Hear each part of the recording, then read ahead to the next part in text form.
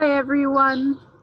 We wanted to come and talk with you a little bit about how we're thinking about the upcoming high holiday season this year. So here's something that we shared at the board meeting on Monday night that we thought you might be interested in. There are different kinds of lonely, said a temple member to me on Saturday night, as if she were talking about fine wines. I felt my heart break open, knowing that all of us in this time are experiencing various kinds of isolation and restlessness, loneliness, and fear. Her words struck a resonant chord, and it connected directly to how Rabbi Cari and I are thinking about the high holidays this year. So there are different kinds of lonely.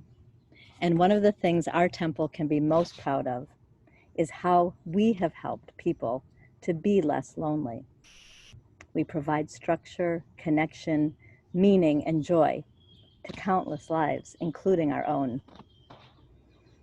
So we've asked ourselves, how do we navigate these upcoming holidays when what we have relied upon, the power of our voices and our bodies together, isn't possible? We decided that we build a new house. And though it will be temporary, it is no less important. And parts of it, if we build it well, will come with us into the new time in the future when we are together again.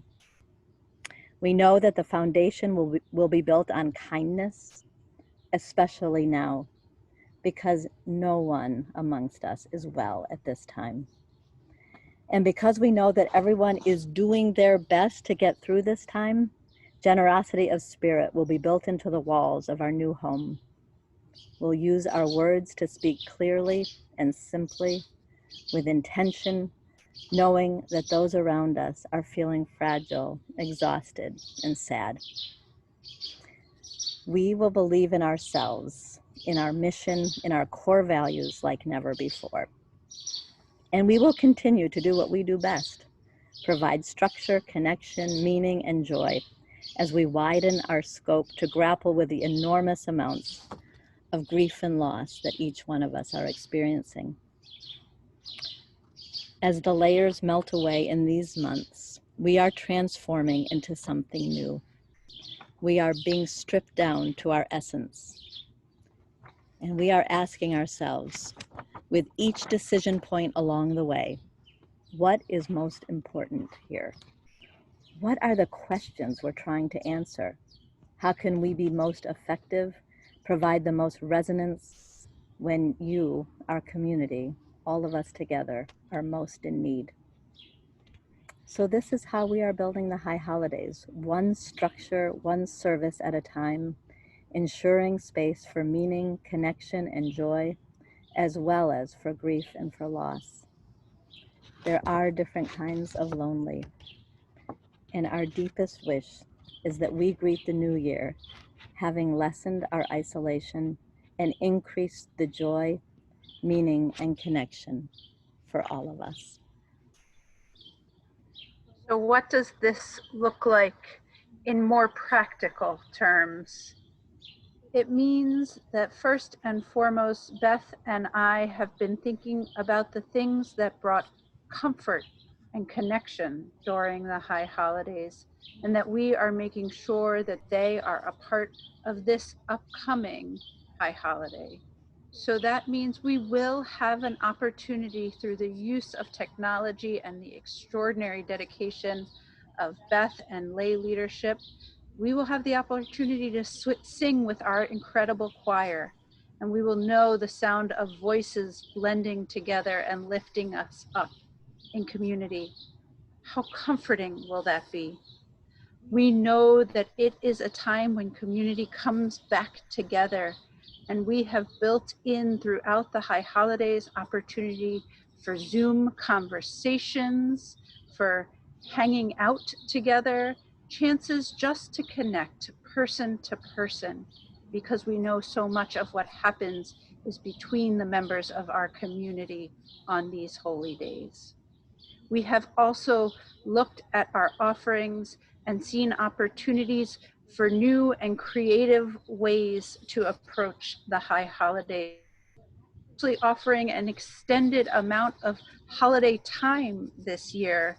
There will be offerings throughout the month of Elul, the month before the month the holidays fall in, for us to come together and pray and reflect. And there will be opportunities in the 10 days of awe between Rosh Hashanah and Yom Kippur, a chance for us to gather and do the introspective work that each of us does as individuals, to do it together as community. Those are new offerings of time together in this lonely time we are facing. Finally, we're creating new rituals just for this year, just for Temple Shir Tikva this year, just to try something new in this unprecedented time. We are offering the first ever intergenerational Temple Shir Tikva Erev Rosh Hashanah Seder. If you've never been to a Rosh Hashanah Seder, it's an amazing opportunity to do much of what we do on a Passover Seder, gather around our tables, share in informal, joyful time together, eat foods, evoke memories, and talk about wishes and hopes for the new year. This is going to be a brand new experience for our community. We're so excited to share it with you. We're also trying other new forms of prayer. For the book of Jonah, we'll be leading an interactive conversation on Jonah and repentance, themes of repentance and compassion, and how they relate to social justice in today's world. So there are creation in this time of sadness as well. There is creation in this time of sadness as well. There is new time for connection. There are new rituals for holding us in this space. We are so excited, honored, hopeful that our time together will be time that brings all of us individually on a communal journey through the sacred season we share. Bye, everyone.